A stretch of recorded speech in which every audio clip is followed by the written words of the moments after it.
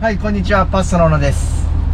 今ちょうどツアーを終えて船掃除終わって帰ろうとしてるところなんですけども、またスコールです。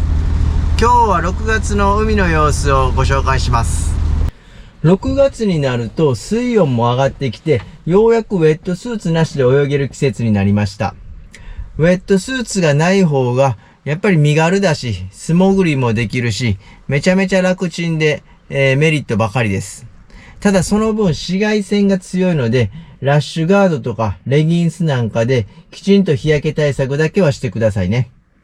振り返ってみれば前半は船のメンテナンスで1週間ほどツアーをお休みしていましたけども、後半、特に20日以降は怒涛のような日々でした。その分たくさんのお客様に会え、毎日リピーター様も一組いる状況に、ほんとたくさんの笑顔とパワーをいただきました。本当ありがとうございます。6月14日を最後に休みもないので体力も限界を感じておりますが、このまま台風が来るまでもうしばらく走り続けます。では、いつもの BGM とともに6月の海の様子行ってみましょう。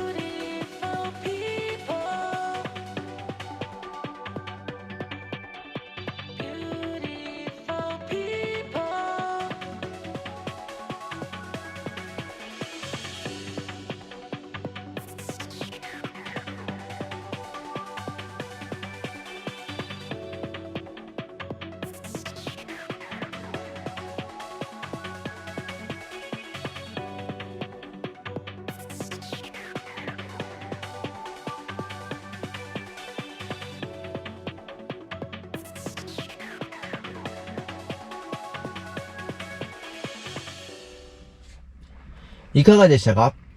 相変わらずバラス島鳩間島周辺の海はサンゴは綺麗だし、魚も多いし、本当に世界屈指の海だと思います。まだ見たことがない方がいらしたら、ぜひこの夏に遊びにいらしてください。